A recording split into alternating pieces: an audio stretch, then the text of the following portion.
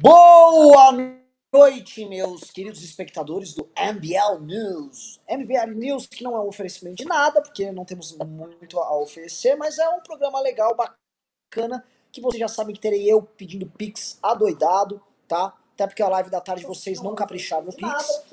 Vai ser um programa que eu vou pentelhar vocês demais, vocês, nosso público aqui. E é um programa, assim, se vou falar aqui de tretas da família Bolsonaro, se é uma matéria magnífica, maravilhosa do Metrópolis hoje. Aliás, não sei se o Beraldo, acho que o Paulo leu. Eu não sei se o Beraldo leu, mas assim, meu Deus do céu. Aliás, eu assim, não só ali, como eu te mandei também. Sim, sim. Matéria com requintes de crueldade, né?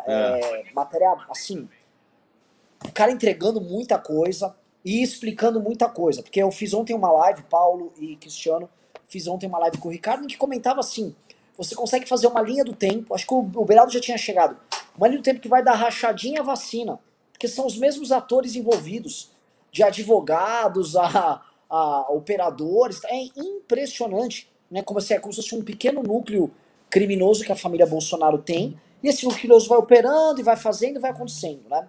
Mas hoje, pessoal, um programa para análise, bate-papo super premium, porque hoje, além de estar eu e o grande Liberaldo, estamos com o Paulo Marinho aqui, que além de empresário de sucesso, ser um cara que, porra, é pai do André, também é pai da Júlia B, não sei se a galera aqui acompanha, mas conhece ela de nome com certeza, mas não sei se a galera aqui é musical, nossa galera aqui é mais rato de política, acho que talvez não tenha nem vida social aqui nos comentários, mas Paulo Marinho é um cara que além de ser foda por si só, ainda botou filhos foda no mundo, o que conta bastante, e vai estar aqui conosco debatendo cenário, contexto político, algumas coisas que nós podemos utilizar das histórias de campanha do Bolsonaro ali de 2018 e 2017, que ele viveu aquilo bastante, e que podem ajudar a explicar o momento presente.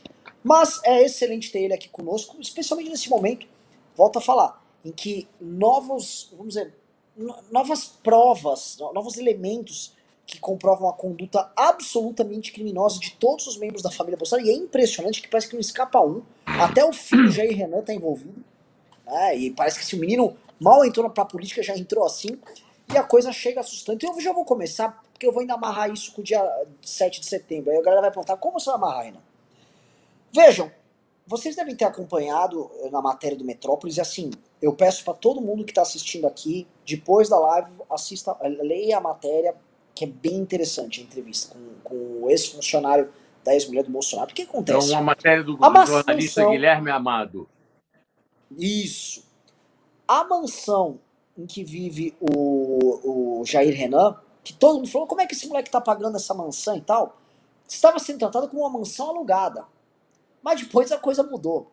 Porque a mansão que ele está vivendo, conforme a denúncia do ex-funcionário, na verdade é uma casa que está sendo paga pela mãe dele, que é ex-mulher do Jair Bolsonaro, e ela tá bancando aquela casa porque eles pretendem ficar em Brasília. E veja só, ninguém compra uma casa daquelas, da forma como está sendo paga, simplesmente para ficar como investimento. Até porque eles se mudaram para lá. Me parece que há a pretensão de ficar bastante tempo em Brasília por parte da família Bolsonaro. As compras de imóveis, elas saíram do Rio de Janeiro e elas estão indo para Brasília. E me parece, quando eu vejo que eles estão investindo tanto em imóveis em Brasília, que eu acho que eles pretendem ficar lá por um bom tempo, o que não é exatamente o nosso plano, e não é o plano que nós guardamos para os senhores da família Bolsonaro. Queremos que eles saiam de Brasília bem rápido, tá? Então, só para ficar mais perto da papuda, Renan. Pois é, aí facilita o nosso trabalho, inclusive. Aí é bom. Então, vou começar, assim, Beraldo, já vou arrematar a bola para você. Esse escândalo e o que a gente pode hoje, né? Ontem você trouxe várias pistas do STJ, da Justiça do Rio de Janeiro sobre o caso do Carlos Bolsonaro. A coisa tá piorando e a coisa, assim, a família tá sendo pega. Isso talvez ajude a explicar, inclusive, dia 7. Como a gente vai desatar isso? Eu acho que hoje é um programa de Sherlock Holmes. Vamos desatar o nó da família Bolsonaro e pedindo aqui pra galera, pra eu não precisar ficar implorando, mandem o Pix, aqui embaixo, tá? suporte@mbl.org.br. Mandem o Pix, que é a forma de a gente bancar a manifestação. Os custos estão aumentando vertiginosamente na reta final, tá? É assim, só de despesa que a gente está tendo agora no Rio e Brasília, tem uma conta aqui pra gente de 34 pau pra pagar entre hoje e amanhã, horrorosa, odeio pagar coisas, é horror. Enfim, só agora para isso, fora os impulsionamentos. Então, Cristiano Beraldo, tá? Bola é tua. Renan, primeiro, assim, para o pessoal que está nos assistindo, só para eles terem uma ideia de quem é o nosso ilustríssimo convidado de hoje, o Paulo Marinho, que tanta gente já ouviu falar e conhece aqui e ali, mas o Paulo, ele, se a gente tivesse um concurso para escolher o brasileiro com a vida mais interessante, com a experiência de vida mais rica da história, eu não tenho absolutamente a menor dúvida de que o nosso querido Paulo Marinho estaria ali entre os grandes finalistas. Então, o Paulo, que foi sócio do Rock in Rio, que foi presidente de estaleiro, foi presidente de jornal, viveu o mundo da política, viveu o mundo do jornalismo, viveu o mundo do entretenimento, sócio de diversos empreendimentos, e que teve na sua casa, na sua residência, onde ele morava com a família, com o nosso André Marinho, com a Júlia Bia, com o Daniel e com a Adriana. Ali ele recebeu Jair Bolsonaro e sua pequena turma durante a campanha eleitoral de 2018. Então, Paulo é alguém que nos traz essa visão de dentro, de como se comporta e como se dão as relações ali no entorno do Jair Bolsonaro e com a sua família. Então, por isso, esse programa, primeiro, é um privilégio a gente poder estar fazendo ele, e ele é imperdível. Bom, vamos lá, Renan. Essa denúncia do funcionário da ex-mulher que é a mãe do Jair Renan, esse funcionário que trabalhou muitos anos ali na casa, desde que o Jair Renan era pequeno, eu acho que isso dá um contexto, né? É a família que vira as costas para o seu funcionário da vida inteira, a ponto do cara sair dali, depois de todos esses anos, puto da vida, a fim de abrir o jogo e jogar no ventilador tudo ali que ele viu, conviveu e tal. Mas se a gente analisar tudo que nós estamos falando aqui noite após noite, tem muito, nada surpreende, né? A gente já deduzia que era assim mesmo. O nível das relações ali, as atitudes e esses esquemas que vão ali agora, né, como você falou, migraram para Brasília da compra dos imóveis e tal, isso tudo é muito dentro do perfil da família Bolsonaro. E eu não vejo caminho para que esses problemas não se agravem dia após dia. Quer dizer, a gente talvez esteja aqui diante da Elba, do Collor, né? Até, assim, o caseiro do Palocci. Sempre aparece uma figura, sempre tem um evento que marca ali a quebra, né? Ele passa do ponto e aí já não tem mais volta. Talvez a gente esteja diante, né, desse momento agora. Paulo, a bola é tua. Renan, obrigado pelo convite. Cristiano, obrigado pelas palavras aí da sua introdução. Eu queria, em retribuição, dizer a você, Renan, que fico muito feliz de você ter conquistado essa presença do Cristiano aí junto a vocês no MBL. Acho que é uma pessoa que vai somar muito. Fez um belo trabalho lá no Rio de Janeiro como secretário de turismo. Também é um empresário, tem vida empresarial, enfim, uma pessoa, enfim, leal, dedicada e alto astral. Então, parabéns aí de vocês estarem juntos nessa caminhada aí do MBL. E, enfim, tudo que eu puder fazer para ajudar no sucesso dessa empreitada aí, contem comigo. Essa questão que a gente comentou no início da conversa, sobre o negócio esses problemas familiares, isso é uma coisa que começou a vir a público em no final de 2018, ali naquele período. Aliás, a investigação Furna da Onça, que revelou, foi o primeiro ponto de revelação desse esquema rachadinha, ela começa em outubro ela começa em 2018, no segundo semestre de 2018, no auge da campanha. A campanha eleitoral estava comendo e a Furna da Onça já estava sendo investigada. Os caras já estavam com tudo na mão. Eu, aliás, enfim, contei numa entrevista à jornalista Mônica Bergamo aquele episódio de que entre o primeiro e o segundo turno tinha já uma articulação ali para segurar a onda daquele noticiário para não prejudicar a candidatura do capitão Bolsonaro, porque nós estávamos entre o primeiro e o segundo turno. E os policiais que estavam ali investigando já sabiam da presença da família Bolsonaro. Óbvio que tem outros deputados da Assembleia, aliás, penso que todos eles, na maioria, estão envolvidos nessa rachadinha. Mas, enfim, obviamente que ninguém tinha tanta visibilidade do que, naquela ocasião, o já eleito senador, porque aquilo já foi entre o primeiro e o segundo turno. O cara já tinha o mandato de senador na mão e era filho do futuro presidente da República, o cara que tinha ganho o primeiro turno e que tudo apontava para a vitória do segundo turno. Então, obviamente que os holofotes se concentraram nele. E é natural que fosse assim, não é que foi uma perseguição, não. É porque, obviamente, a visibilidade dele é muito maior e a responsabilidade dele também é muito maior por ser quem ele é.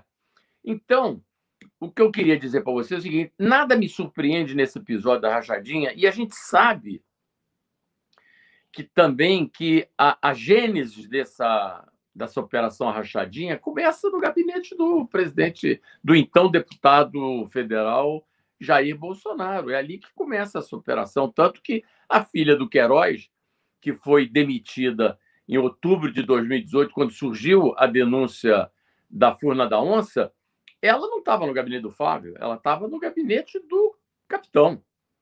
Entendeu? Então, enfim, isso aí é uma prática que já existia, já estava. Aquilo era uma fonte de renda da família. Esse troço já estava incorporado ali no fim do mês. Para eles era uma coisa. Agora, ninguém imaginava, muito menos eles, de que ele poderia um dia chegar à presidência da República. E, obviamente, que chegando à presidência da República, mesmo os pequenos crimes que você comete, eles são cobrados. Tá certo? Então, enfim, eu acho o seguinte: acho que esse episódio do empregado da ex-mulher do capitão, já houve uma outra funcionária do gabinete do Flávio que já denunciou também lá atrás. Está no processo. O Ministério Público está cheio de provas. Esse troço só não detonou ainda, porque, obviamente, como o capitão é presidente da República, ele tem, obviamente, uma bateria antiaérea pesada, né? Ele obviamente, se blindou com os poderes que ele tem hoje na mão e blindou a família, que a única preocupação dele é a família. Ele não governa o Brasil para os brasileiros, ele governa o Brasil para ele e para a família dele, antes de qualquer coisa. E depois para aquele pequeno grupo de apoiadores que estão com ele. Então, nós estamos vivendo um período realmente complicado. Agora mesmo, hoje mesmo, essa reforma tributária que o Paulo Guedes encaminhou para o Congresso, que foi aprovada na Câmara e que agora espero que seja barrada no Senado, ela imputa uma tributação maior a quem produz. É o pessoal que trabalha, é o pessoal da iniciativa privada que vai pagar mais imposto. Não é que foram fazer uma reforma administrativa antes da reforma tributária para poder, obviamente, conter os gastos públicos numa reforma administrativa bem pensada. Não, os caras foram logo entrando com o pé na porta. Vamos logo tomar de quem produz, porque só assim é que financia essas loucuras, que, inclusive, financia essas rachadinhas. Porque o dia da rachadinha vem de onde? O dia da rachadinha vem dos impostos que a gente paga. Então, enfim, o momento é difícil. Nós vamos ter que ver. Também não acho que vai ter impeachment do presidente, acho que ele vai, com essas ameaças que ele faz todo dia, de que vai ter golpe, essas bravatas do capitão, porque tudo é bravata. Ele não vai ter golpe nenhum, pô. Imagina se os militares, esses generais, brigadeiros e almirantes vão, na hora H, porra, bater continência para o capitão e entrar nessa aventura, porra, institucional, enfim, antidemocrática, para depois os caras pagarem. Porque, obviamente, a história está aí, é só recorrer à história. Todos esses caras que fizeram essas loucuras, mesmo os militares, pega o exemplo da Argentina, porra, depois pagaram um preço de prisão, porra, alguns morreram na prisão na Argentina. Então, você quebrar a ordem institucional de um país como o Brasil, nesse momento, eu acho muito difícil que uma aventura como essa prospere com pessoas responsáveis, entendeu? E aí as pautas do capitão são sempre aquelas coisas mais ordinárias, né? Quer dizer, é aquela coisa do nível dele, dos amigos, da família, aquela coisa ali dele, entendeu? Ele está sempre propondo a pauta que ninguém tem interesse nessa pauta, quer dizer, negócio do voto impresso. Por que está preocupado com o negócio de voto impresso, pô? Que essa coisa, esses vetos que ele fez hoje, essas alterações da Lei de Segurança Nacional, o fake news, a primeira coisa que ele se preocupou foi vetar o negócio de fake news, porque, pô, ele sabe que está nesse negócio aí. Então, obviamente que eu participei dessa campanha em 2018 e de uma maneira muito próxima. Então, obviamente que eu tenho uma penitência para pagar agora em 22. Minha mulher disse para mim que eu preciso subir a Igreja da Penha pelo menos umas 20 vezes de joelho. Enfim, alguns acham que é pouco. Mas, enfim, eu não imaginava, sinceramente, não imaginava que o governo Bolsonaro fosse ser o que é hoje, entendeu? Obviamente que quando eu me juntei ali a pedido e convite do meu saudoso amigo Gustavo Bebiano para entrar nessa campanha, foi achando que nós estávamos derrotando o PT, que era, enfim, a quem tinha que ser derrotado, porque nós estávamos vivendo aquele ambiente que todos vocês se recordam, daquela roubalheira institucionalizada no governo. E aí o seguinte, só quem se apresentou em condições de derrotar o PT foi o capitão. E o meu candidato, enfim, antes dessa aventura do capitão, era o governador João Dória, na época que ele era prefeito, ele não se viabilizou no PSDB, foi disputar o governo do estado de São Paulo. E eu, a pedido do Gustavo, ingressei na época em que o núcleo duro da campanha cabia na metade de uma Kombi. Éramos o Gustavo Bebiano, eu, o Julian Lemos, que é um deputado da Paraíba, que se elegeu, e o capitão. Nem os filhos estavam lá, porque o Carlos Bolsonaro administrava as redes do pai lá na casa dele, o outro filho daqui de São Paulo ele estava em campanha, e o Flávio Bolsonaro estava em campanha para o Senado. Então, enfim, éramos assim um grupo muito pequeno. Mas, enfim, eu imaginava que realmente ele fosse ter uma postura diferente chegando ao governo. E também por conta dos auxiliares que ele estava trazendo para o governo. Quando ele trouxe o Sérgio Moro, o cara foi buscar o jeito que acabou com a corrupção institucionalizada no Brasil, né? Porque eu trabalhei no setor naval muitos anos, fui vice-presidente de uma mega indústria de construção naval e de offshore. Eu conheço, enfim, desde essa época, como funcionavam as coisas nesse mercado das grandes empreiteiras. Aquilo ali era uma república separada do Brasil e cujo presidente era o Marcelo Odebrecht. Enfim, ele que comandava aquela república. Aquilo não era uma empresa, aquilo era uma república. Eles tinham o poder de uma segunda república. E fizeram o que fizeram, e aí chega o Moro, bota esse troço para desandar. Então, estou imaginando, o capitão chama um cara desse para o lado dele. O primeiro movimento dele em relação ao Paulo Guedes e as promessas do Paulo Guedes também no governo, aquilo tudo apontava para um governo que tinha, enfim, começo, meio e fim. A gente achava que havia uma expectativa positiva muito alta naquele momento ali do início do governo Bolsonaro. Agora, no segundo mês, o cara se lança candidato à reeleição, aí desandou tudo. Começa ali. E a gente também foi descobrir que alguns dos... Primeiro, o Moro deve ter, coitado, eu não conheço o juiz Sérgio Moro, mas tenho pena dele, porque esse cara foi enganado, como a maioria das pessoas que votaram no Bolsonaro. Esse cara deve ter chegado ali no terceiro mês de convívio íntimo, deve ter percebido, porra, entrei numa fria, mas aí o cara já estava lá dentro. E aí tinha que administrar o dia a dia dele. E o Paulo Guedes se revelou, depois que chegou no governo, um parlapatão, um cara que tem nenhuma consistência. O Paulo Guedes é um sujeito... Uma vez eu encontrei com ele saindo da casa do Luciano Huck. Ele estava agarrado no saco do Luciano Huck o tempo inteiro lá no Rio de Janeiro. E o sonho dele era ser de governo, era ser, enfim, alguma autoridade, porque ele foi sempre preterido pelos economistas no Brasil. Ele nunca foi ouvido por economista nenhum. E, obviamente, que... Aliás, eu vou te contar uma passagem aqui até interessante. Um dia, o capitão chegou na minha casa chegou para o Gustavo Bebiano e perguntou assim: eu hoje li um artigo do... Você sabe que o Paulo Guedes escrevia toda segunda-feira no jornal o Globo, no Rio de Janeiro. E ele escreveu um artigo onde teve uma passagem lá do artigo que ele fez um elogio ao capitão Bolsonaro, já em campanha, do candidato. E aí o capitão chegou na minha casa e disse para o Gustavo: pô, Gustavo, li um artigo, me mandaram um artigo, ele nem leu, mandaram para ele um artigo, e ele dizendo assim: eu fui elogiado por um cara que é economista aí do Paulo Guedes. Porra, nunca fui elogiado por ninguém na minha vida, porra, preciso conhecer esse cara. E aí o Gustavo Bebiano articulou o encontro, ligou para alguém que conhecia e tal, eles fizeram o encontro, a 3, o Gustavo Bebiano, o capitão e ele, e foi assim que ele começou. Ele não tinha ideia quem era Paulo Guedes. E logo naquela primeira entrevista que ele veio dar para a Veja, uma série de entrevistas da Veja que o Augusto Nunes estava ancorando o programa, ele soltou o nome do Paulo Guedes como futuro ministro. E aí, enfim, aí a história você já conhece. Então é isso. E você nota também que depois do início do governo, a turma que o Paulo Guedes botou no ministério pulou fora, que os caras entenderam logo ali.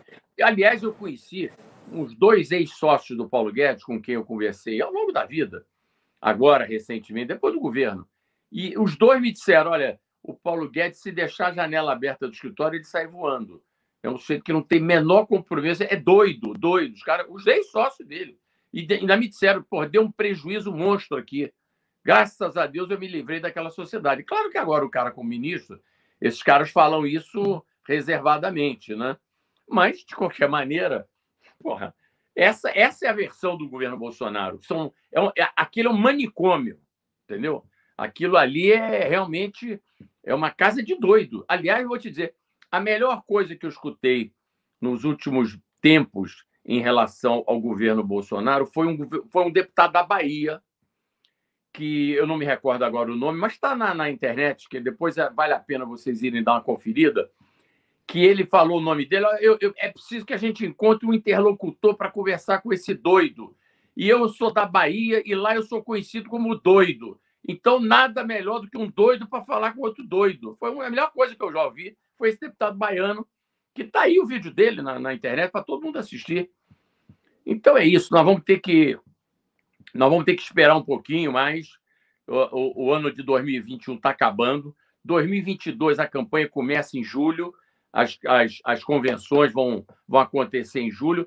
O capitão não vai ter o Adélio. Adélio vai estar em cana, esperando por ele lá na prisão, porque eu não tenho nenhuma dúvida que o capitão Bolsonaro, após o término do mandato, ele vai ter que enfrentar a justiça, e tenho quase certeza de que vai pernoitar lá junto com o Adélio. Então, ele não vai ter o Adélio. O Adélio não vai estar em Juiz de Fora. E eu sei o quanto o episódio do Adélio consolidou a candidatura do capitão, porque eu estava ali, estava em Juiz de Fora, enfim, vi esse troço acontecer e eu vi o que aconteceu depois do episódio do Adélio. Aliás, o Adélio foi no dia 6 de setembro. Foi agora. Sim. Enfim, foi na véspera da eleição, né? Porque o Bolsonaro estava balançando naquele momento. Tinha o desfile de 7 de setembro. O capitão estava na minha casa gravando e disse assim: pô, vou levar você para o desfile de 7 de setembro amanhã. Vamos chegar lá às 5h30 da manhã. Eu digo: pô, capitão, não dá para chegar um pouquinho mais tarde, não? Ele disse: não, vamos chegar às 5h30 da manhã lá no 7 de setembro. E ele, no dia 6, foi para Juiz de Fora. E de lá, meu amigo, a campanha acabou. Ele tinha uma semana de campanha. Tinha acontecido 2 debates. O primeiro debate na Bandeirantes ele foi relativamente bem, porque ele falou pouco. E no segundo debate, a Marina Silva jantou ele. Então, ele só teve... Você bem lembrado, ele tomou um pau no segundo debate. Foi no segundo que o Reinaldo Azevedo também deu uma catucada ali, ele não soube responder, ficou todo confuso, né? Não sei se vocês lembram. Exatamente. Então é o seguinte: no primeiro debate ele foi bem, no segundo a Marina Silva jantou o capitão, ele ficou tonto, desarticulado, não falava coisa com coisa. Aliás, era o único candidato que estava sentado, os outros todos estavam em pé. Eu me lembro isso, me recordo disso. Eu acho que ele não aguentou o tranco, sentou, teve que sentar, mas enfim.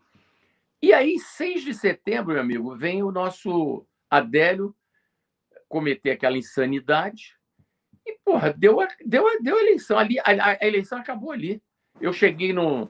Eu fui visitar o capitão 2 dias depois no Hospital Einstein, junto com o Gustavo Bebiano.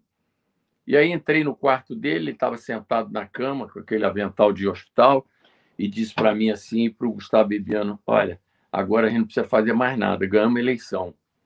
É só administrar o tempo.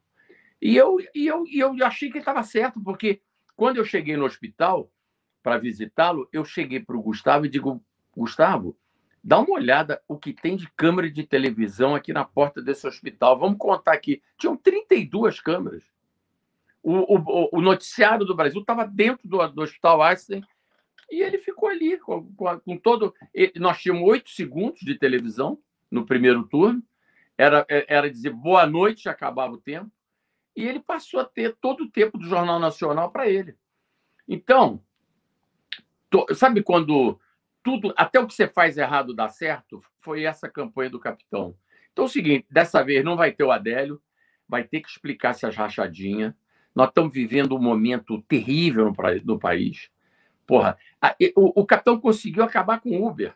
Você sabe que não tem mais Uber no Rio de Janeiro, porque os motoristas não estão mais indo para a rua fazer o trabalho deles no Uber, porque não tem condição de pagar gasolina. Essa conta a comissão do Uber, mais o gasto da gasolina não fecha a conta. Está dando prejuízo. Quer dizer, o preço da gasolina, preço da cesta básica. Minha cozinheira, minha empregada aqui na minha casa, outro dia chegou para mim e disse: Sr. Paulo, precisamos, enfim, reajustar aí a semanada aí do supermercado, que aumentou tudo. Ela falou para mim. Então, esse é o ambiente. O dólar do jeito que está. Meu irmão, antigamente o brasileiro podia... Nós me empobrecemos demais com o dólar do jeito que está. Não dá para a gente ir nem ali em Buenos Aires mais. Paulo, entendeu? Essa é uma realidade que, enfim, ela ficou escancarada agora a ponto da gente estar vendo... Hoje eu tive a visita de um Faria Limer com o Tomás no escritório do MBL.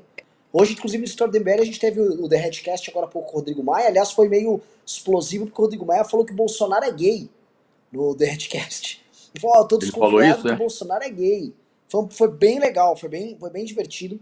E lá tinha um Faria Limer e disse: Renan do céu, o estrago que tá na Faria Lima. E é o seguinte, ele contou, não vou falar onde ele trabalha numa dessas nos grandes nomes ali da Faria Lima. Ele disse o seguinte: o que o pessoal aqui na empresa lá tá tendo que explicar pra galera que tá investindo, que olha só, a bolsa não vai terminar com aqueles pontos. Tinha gente que prometeu 150 mil pontos até o fim do ano.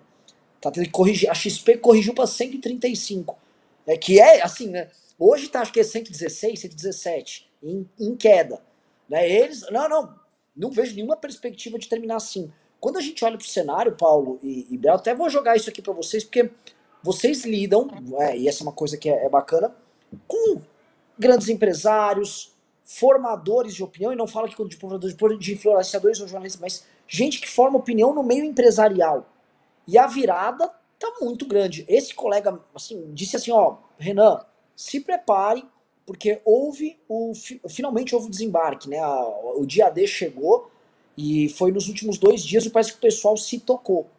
Né? E aí vai ser muito difícil, especialmente para quem é do mercado financeiro, para justificar para os clientes que toda aquela euforia, na verdade, não era nada. E também justificar como é que eles não colocaram nas previsões deles. Por exemplo, de boom na bolsa, algo que está sendo cobrado do Bolsonaro agora, que é, por mais de um ano, o Bolsonaro estava sabendo que a gente teria problema de racionamento. Que os reservatórios já estavam baixos, estava prevista essa seca, e ele ficou fingindo que não aconteceu nada. O Kim já ouviu zum, zum, zum. Olha só, zum, zum, zum de CPI disso.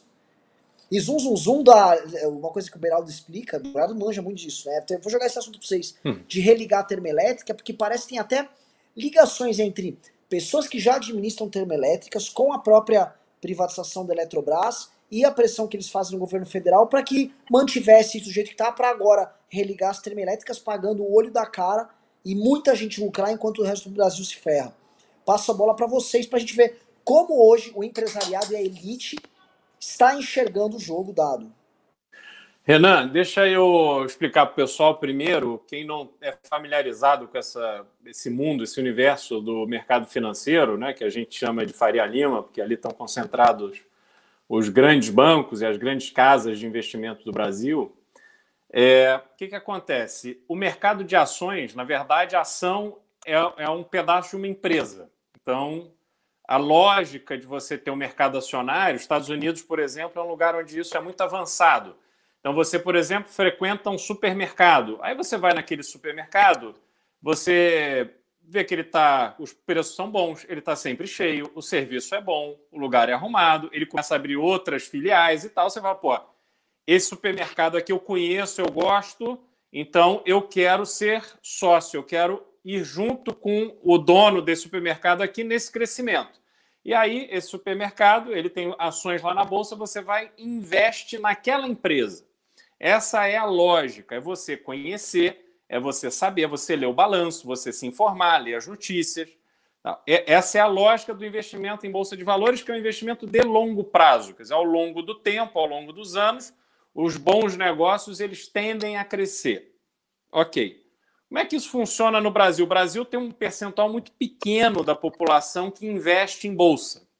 Então, quem está mais presente na Bolsa são os grandes especuladores, são os grandes operadores, que aqui no Brasil, porque a gente ainda não está muito evoluído nisso, os próprios bancos, as próprias corretoras acabam tendo as suas próprias posições de ações, os seus fundos de ações, e não raro o seu consultor de investimento ouviu lá no que eles chamam de morning call, que é aquela ligação, todo dia de manhã vai lá o economista do banco para contar qual é a história que ele tem que replicar para os clientes, para os possíveis investidores ou para os já investidores.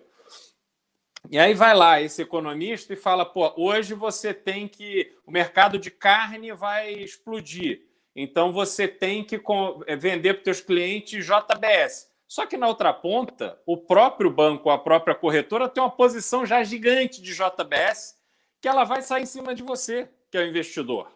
E assim funciona, porra, há muito tempo no Brasil, e aí esses operadores aí vão ficando mais ricos e assim vai. O que aconteceu no final de semana passado?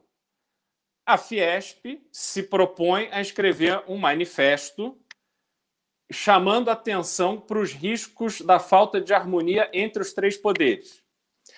Vai atrás das associações de classe. A Fiesp é a federação, e aí você reúne todas as associações de setores. E aí essas associações acham que é uma boa iniciativa assinar aquele manifesto para que as empresas se posicionem, que essas entidades que representam as empresas se posicionem, porque elas já estão enxergando que não adianta as empresas surfarem, obviamente, quando você tem real desvalorizado, né, o dólar para cima, inflação subindo e esse mercado financeiro bombando, tanto é que a gente provavelmente vai bater recorde de abertura de capital de empresas na Bolsa esse ano. Quer dizer, a gente vai ter, acho que são 42 empresas indo à Bolsa esse ano. O que isso quer dizer? Tem muito dinheiro. As pessoas, como os juros caiu muito, as pessoas não sabem o que fazer com esse dinheiro e aí elas vão ali tentar fazer um investimento de bolsa. Isso viabiliza que as empresas que são privadas elas lancem as suas ações na bolsa. Só que não adianta só um pequeno núcleo de empresários surfar essa onda e eles crescerem quando a população está ficando numa situação cada vez pior. E aí isso gera um desgaste tão grande na base da população que o Brasil não tem como avançar. E aí a Fiesp faz esse manifesto, todo mundo aceita assinar, e aí na última hora o Paulo Scaff recebe uma pressão de Brasília, do Arthur Lira, do pessoal do Ministério da Economia e etc., para não publicar o manifesto. Por quê? Porque só tem um responsável pela confusão que a gente vive hoje. É o presidente da República. Porque a gente aponta aqui a responsabilidade do Guedes, mas quem colocou o Guedes lá foi o Jair Bolsonaro, e quem mantém o Guedes lá é o Jair Bolsonaro. Então, esse manifesto, obviamente, cairia no colo do Jair. E aí esse movimento acontece e a Fiesp recua. O Paulo Scaff não publica o manifesto. E o que fazem as associações, inclusive do agro? essas associações, de forma independente, começam a se manifestar no sentido de dizer, olha, esse caminho aqui não dá mais para ir, a gente está desembarcando. E aí você olha para o mercado financeiro, para chegar na sua colocação. O mercado financeiro, Renan, tem que ter atrás dele as empresas de verdade. O mercado financeiro ele opera transformando esses projetos concretos, que são as empresas, com as suas forças e com as suas fraquezas, e transformam isso num sonho dourado para o investidor. Então, se as empresas desembarcaram, não tem mais como a Faria Lima ficar contando historinha para os clientes. Não tem mais como você ficar... Porque, vamos lá, lembra da história das 42 empresas que vão abrir capital na Bolsa. Quanto mais a Bovespa tiver para cima, mais essas empresas vão estar valorizadas na hora da abertura de capital. Mais os empresários vão ganhar dinheiro e mais os bancos que são comissionados nessas operações vão ganhar dinheiro. Deixa eu te interromper um pouquinho aí, senão a gente vai ficar dando aula de economia aí para os nossos, enfim, para a nossa plateia. E o pessoal está querendo ver sangue, entendeu? Então é o seguinte, vamos esquecer isso tudo, porque é o seguinte, quem vai pagar essa conta é o andar de baixo, meu amigo. E o andar de baixo vai pagar essa conta, primeiro, pelo custo da inflação, que já está pagando. Você não tem ideia do que tem de gente pedindo emprego no Rio de Janeiro, gente saindo do Rio de Janeiro, vindo tentando vir para São Paulo, que acha que aqui a condição de vida está melhor, e está mesmo, porque isso aqui 40% do Brasil é São Paulo, e é um estado que está sendo bem administrado, então, as pessoas querem desembarcar aqui para tentar a vida. Mas o resto, enfim, a situação é crítica. É a inflação, é a questão dos juros aumentando, né? O Banco Central, toda a reunião do Copom aumenta a taxa de juros. Enfim, todas as conquistas que o Brasil teve em outros governos estão indo para o ralo, meu amigo. E agora é o seguinte, nessa circunstância, o capitão não está nem no segundo turno. O capitão não vai para o segundo turno. Pode anotar isso que eu estou dizendo. Todo mundo que... Quando eu falo isso, os caras acham que é isso, o capitão tem... Tá, é ele, o Lula. Eles se alimentam porque eles precisam, achar que o outro vai ser o adversário.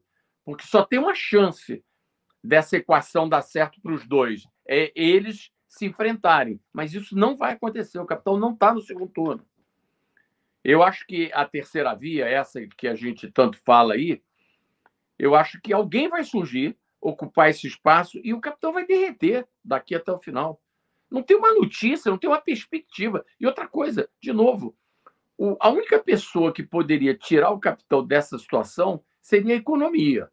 A economia está entregue para outro doido. Então acabou, meu irmão. Esse jogo está jogado.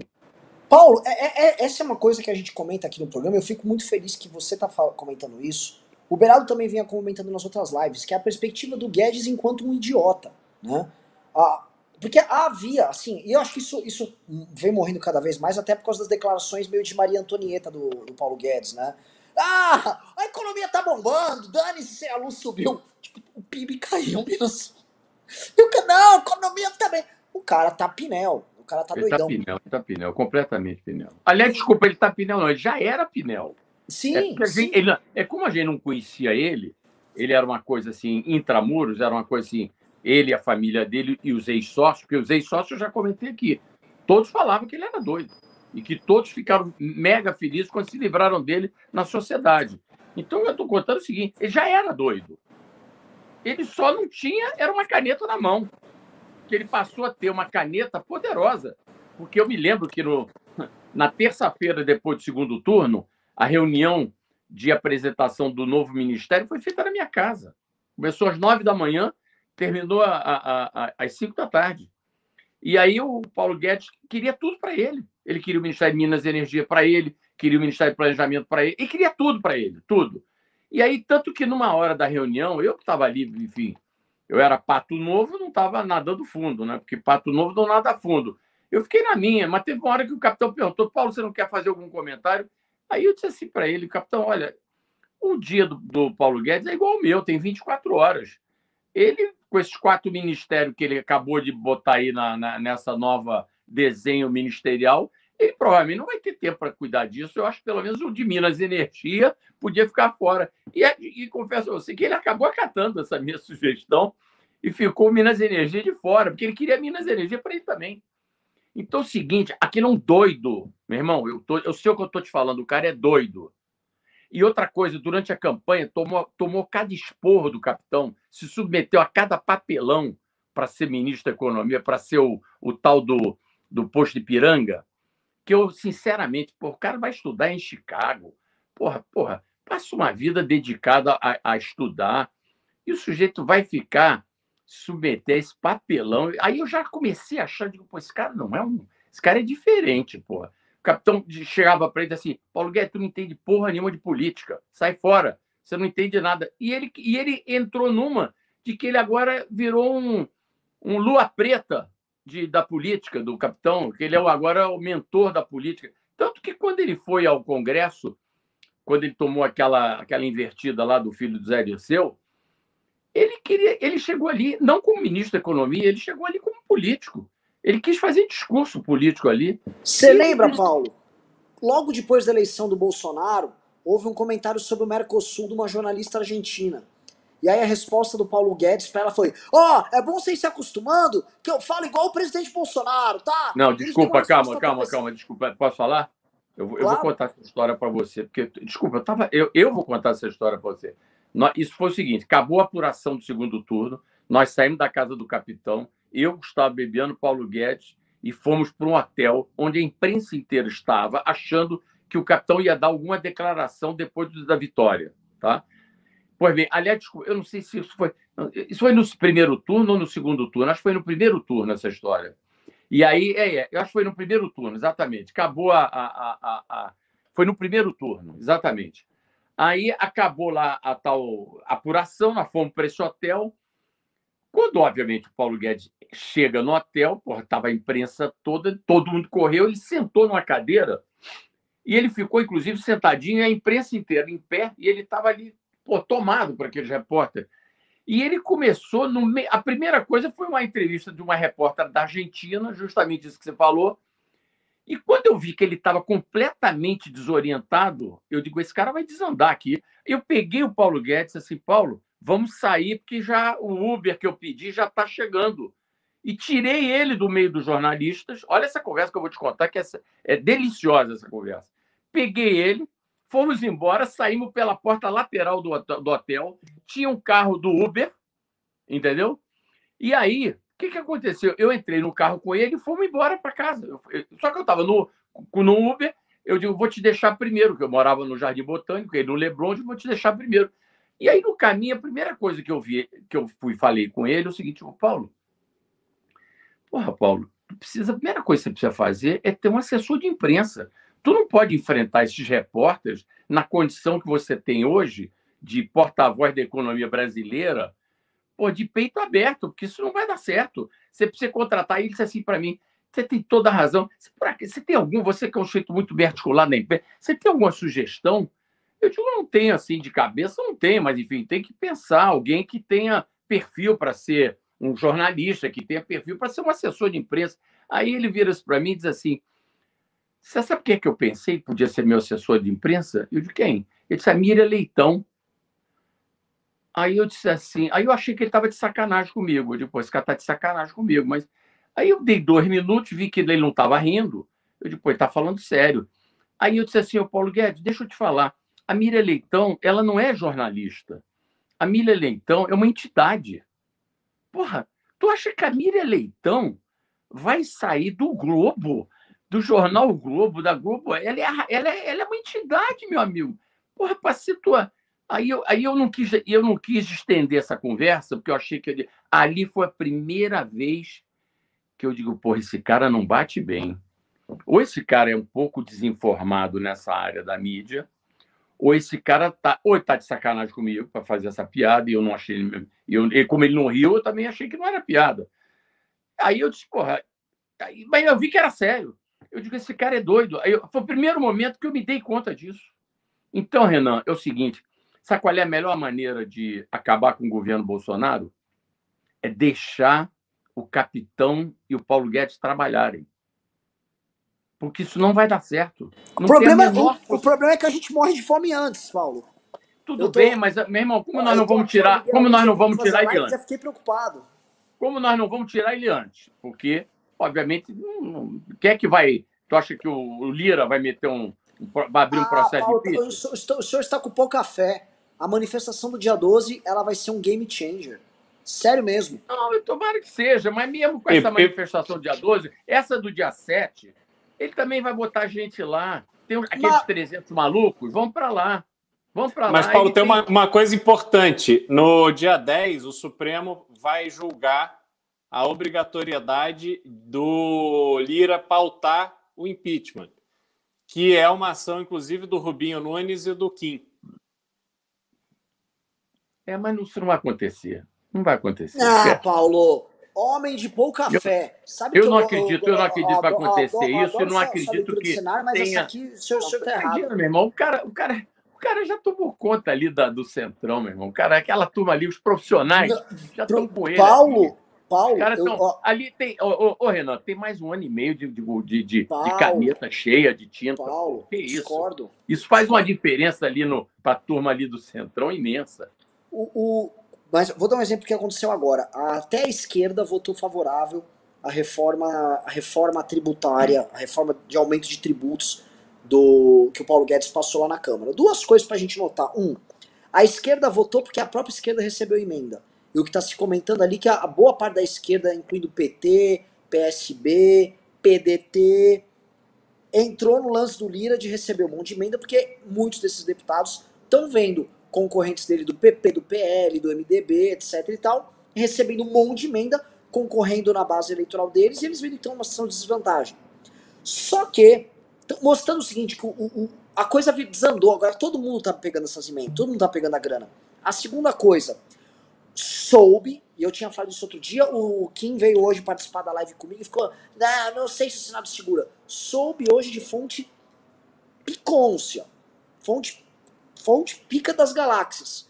O Senado vai barrar esse aumento de impostos. Então, assim, ele tem lá uma força com o Lira? Tem.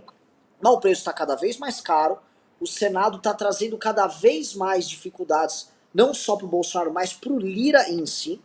E se a situação começa a se inviabilizar, e ela está se inviabilizando do ponto de vista econômico, e começa a haver uma pressão social por conta disso, vou dar um exemplo para vocês, tá?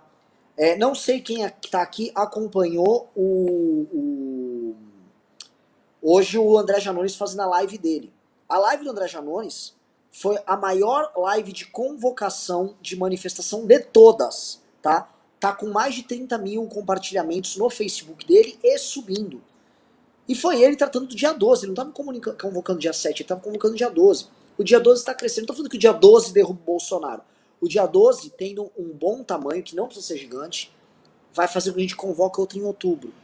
E outra, e crie-se um horizonte de manifestações igual foi a Dilma. A Dilma não caiu em 2014, quando veio a primeira. A Dilma foi cair em 2016. Então eu não digo que o Bolsonaro vai cair de pronto, não é nada disso. Agora, a situação nossa econômica e política, ela tá inviável. E se dia 7, eu devolvo pra você, Paulo, devolvo pro Beraldo agora pra gente dar a bola. E se o dia 7, não digo que o Bolsonaro vai dar golpe nenhum, mas ele começa a ficar flertando com discurso golpista, coisa que ele já vai estar fazendo e vai fazer, e vamos supor que alguns gados taquem pedra no STF, entrem na área do STF, isso não é que eu digo que é possível, eu acho que isso é provável.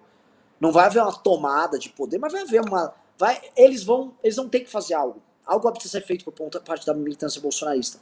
E eles vão lá e partem para isso. Para quê? Quebram vidraças no STF, entram no STF, são tirados da fonte. Não tem. Isso aí esquece.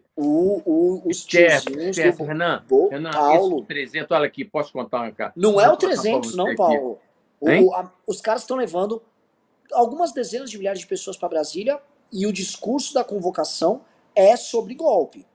Talvez eles esperem que vai aparecer um monte de caminhão blindado para fazer isso. Desculpa, o esquema do golpe, ele prega o tempo inteiro. Não tem a menor dúvida disso. Esse que é o jogo dele. Aliás, desculpa, o golpe é a única salvação para ele. Porque como ele sabe que na eleição não vota, ele não ganha. Então você concorda que ele vai tentar não ficar só no discurso do golpe. O golpe é uma tentativa real da parte dele. O primeiro que me contou essa história foi Gustavo Bibiano, que disse para mim, no terceiro mês de governo, Ele disse, porra, ele vai virar a mesa. Falou para mim. E o Gustavo conhecia a alma do capitão. Desculpa, eu não conhecia porque eu não tinha, enfim, intimidade maiores com ele, mas o Gustavo tinha. O Gustavo conhecia a alma do cara. Ele disse para mim, ele vai virar a mesa. Agora, o que eu não acho é que ele tenha esse ambiente favorável para essa virada de mesa. Não, eu concordo contigo, Paulo. Ele não vai. Eu não acho que o Bolsonaro vai dar golpe nenhum. Mas eu acho, olha só, ele tá com 2 dos filhos dele que não tem foro privilegiado, com a justiça no caos. Um é o Jair Renan, um moleque que virou lobista aos 18 anos, sei lá. E 22. E o outro é o Carlos Bolsonaro, que também não tem foro privilegiado. E assim, tem mais rachadinha lá do que o Flávio. E, puta que pariu, estão abrindo a boca, que é uma coisa que não acontecia no Flávio, assim.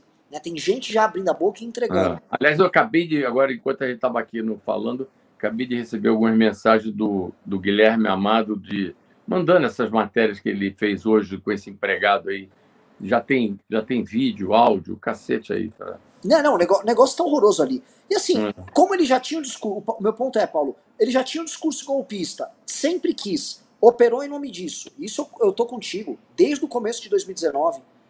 A questão que agora ele tem uma janela pequena para tentar isso. Porque a popularidade dele hoje está na casa dos 22%, 23% e em queda. Ele vai para casa dos 19, 18, 17, logo mais. Eu sinceramente, eu não acredito nesses 23, não. Eu acho que isso aí essa conta não deve estar bem feita, não. Duvido que tenha 23% da população brasileira apoiando o capitão. Imagina, esse cara ele tá crucificado. Não vejo ninguém falar bem dele, porra. Nem aquela turma que estava com ele. Aliás, outro dia eu tenho um conhecido meu que é ali da tropa dele e tal. Outro dia ele comentou comigo que, porra, vamos chegar em casa de volta do palácio às 4h30. Porra, é um preguiçoso do caralho também, desculpa a expressão. Ele não trabalha, porra. Ele não gosta de trabalhar, nunca trabalhou na vida. Entendeu? Ele fica lá no palácio, ali naquele gabinete lá da biblioteca, com aquela turma do gabinete de ódio, com os filhos e tal, tuitando aquele troço ali. Isso é o que ele sabe fazer. Entendeu? É preguiçoso. Então, quem é que vai dar golpe para um cara preguiçoso, porra? E negócio de golpe é um troço que dá um trabalho imenso para você articular um golpe. Imagina. Porra. Mas eu também não acho que ele vai conseguir. O lance ele tem uma militância que tá hoje achando que vai ter algo. Ontem, compartilharam, Paulo, eu não sei se você chegou a receber, eu acho que o Beraldo talvez recebeu, compartilharam uma suposta nota da Abras, em que a Abras, a Associação Brasileira dos Supermercados, recomendava que as pessoas fizessem estoque de carne em casa e tal, que ia acabar porque ia ter um desabastecimento, e também falaram que o Bolsonaro iria nos prender, ia prender o MBL por causa da manifestação do dia 12, ia ser preso pelo Bolsonaro e tal. Beraldo talvez fosse preso por tabela, que tá aparecendo muito agora, já nem mal entrou, já ia preso. Não, veja bem, Renan, eu vou te contar, eu acabei de receber antes dessa nossa live, 15 minutos antes, me ligou uma amiga minha, me perguntando, Paulo, você que conhece um pouco da política e tal, você acha que eu devia comprar alguns dólares, mandar lá para fora, para ter uma precaução, um colchão, algum dinheiro lá fora, para amanhã, se der um problema de um golpe, eu ter algum dinheiro lá fora? Eu disse, olha, eu acho até que você podia fazer um colchãozinho lá, se você tem realmente essa preocupação. É sempre bom ter um dinheiro em moeda forte, porque, porra, a nossa já foi para o saco, entendeu? Mas, de qualquer maneira, o importante aí é você... Eita, caiu. Paulo caiu. Caiu. Mas, Renan, eu vejo o seguinte, o Paulo, quando voltar aqui, eu vou reforçar isso com ele, mas o impeachment, ele vai criando o seu momento... Voltou. Então, é só para dizer o seguinte, essa pessoa que me ligou, o que eu quero dizer é o seguinte, esse ambiente que está sendo construído de caos parte justamente dessa premissa de que, como é possível um golpe, as pessoas estão numa insegurança total. Isso afeta tudo, afeta a economia, afeta o humor das pessoas, enfim, afeta tudo, entendeu? Agora, Paulo, eu acho que a questão do impeachment, ela tem, né, uma série de ingredientes. E os ingredientes, eles estão se apresentando, né? É a insatisfação do popular, em razão do aumento muito expressivo do custo de vida, ao mesmo tempo que você não tem uma melhora daquilo que o governo tem a obrigação de oferecer à população. Você tem a estrutura política se desgastando, quer dizer, o presidente a cada dia ficando menor com essas denúncias, esses desgastes. De tudo que a gente viu de promessas do Bolsonaro, a tendência hoje eu já acho que é esse 7 de setembro ser mais um tiro de festim, né? No estilo daquele do acupunturista de árvore, daquele desfile de sucata em frente ao palácio. Então, não estou vendo ele realmente se articular de verdade para fazer esse movimento. Talvez ele sonhe que, instigando a militância a comprar fuzil, a se tomar de ódio pelo Supremo e tal, talvez ele tenha alguma esperança de que o sistema opere ali o seu milagre e ele possa se beneficiar disso. Porque é muita cara dele, né? Os outros trabalham e ele surfa a onda. Que ele realmente não é muito de pegar as rédeas para ele tocar. Então, e conforme ele vai diminuindo nas pesquisas, essa conta o Centrão está fazendo, todo mundo político está fazendo. Quer dizer, aquele voto de ontem da reforma no imposto de renda, onde a base do governo vota junto com o PT, é porque não tem mais base do governo. O que é essa base do governo? Né? Qual é o que é exatamente essa separação? Já vai diminuindo. Por quê? Porra, quem está em primeiro lugar na pesquisa é o Lula. E o Centrão não vai ficar órfão de poder. O Centrão vai abraçar quem ele precisar abraçar. Né? Então tem uma análise do Kim, que fala sobre orçamento, que depois do orçamento aprovado diminui muito a dependência do executivo, a influência do executivo no legislativo. Então, eu não tenho dúvida de que o timing dessa manifestação ele é extremamente favorável. E aí eu reforço, Renan, quando essa manifestação foi marcada, isso foi lá em julho, se não me engano foi começo de julho, a gente estava a 60 dias da data da manifestação do dia 12, o cenário era completamente diferente. Foi um tiro no escuro. Sim.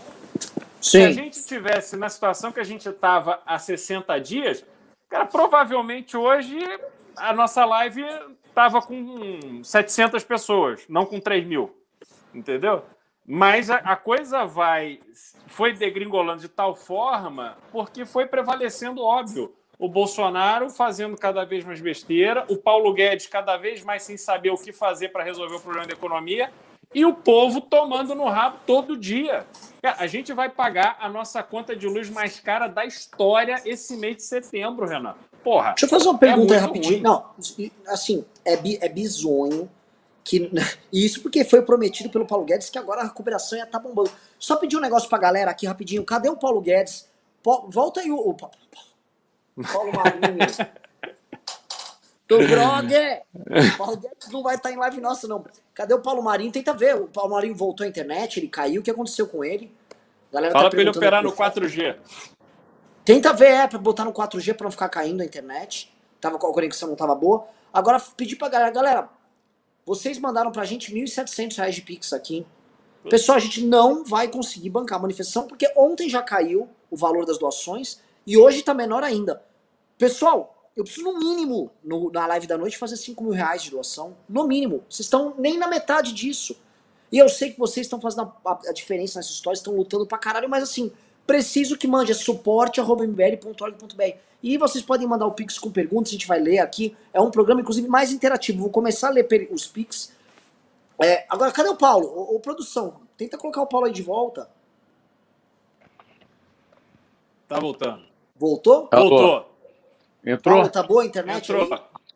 Eu tô com 4G, que toda vez que eu entrava aqui, o cara entrava uma mensagem dizendo que o anfitrião vai deixar você entrar. Enfim, uma encrenca aqui.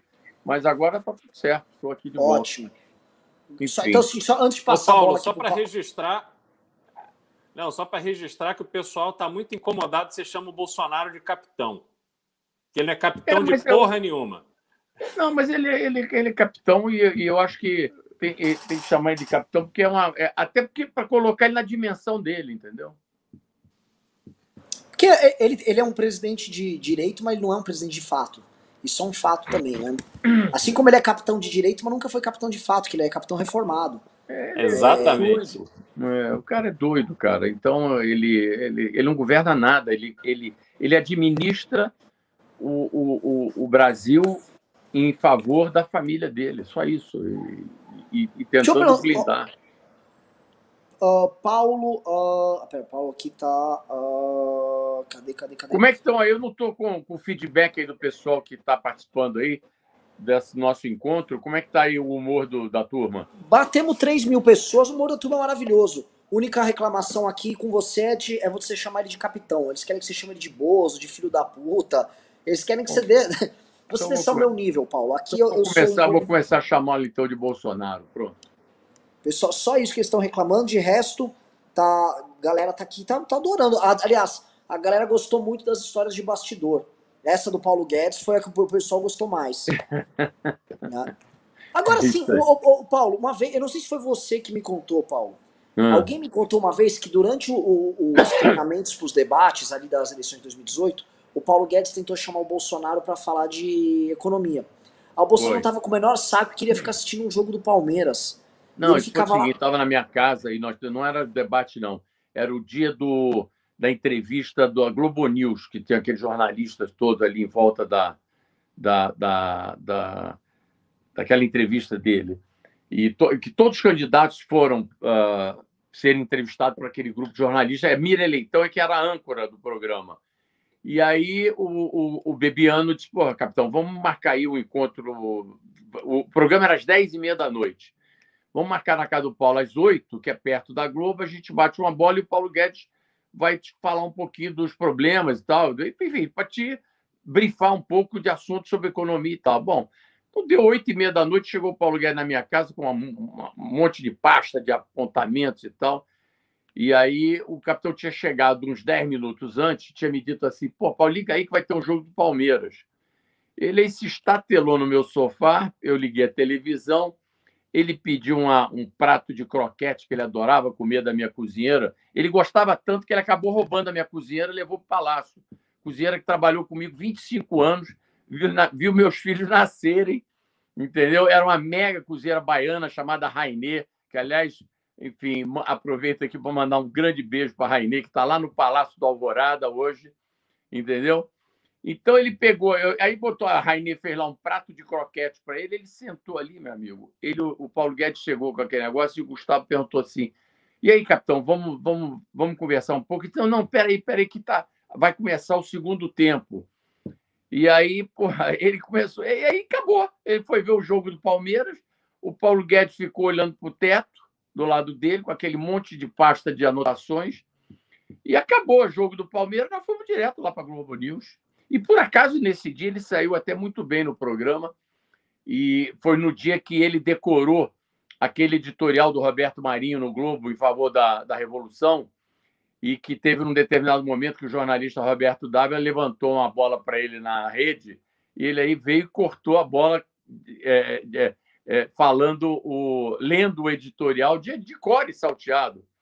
E aí, no final do programa, a Miriam Leitão ficou toda assim, constrangida, porque ela estava com um ponto no ouvido e o Alicâmbio estava lendo uma resposta da Globo ao editorial do Roberto Marinho. E aí foi uma encrenca. Enfim, ele saiu na maior felicidade, achando que tinha feito um golaço, e de fato fez naquele dia um golaço.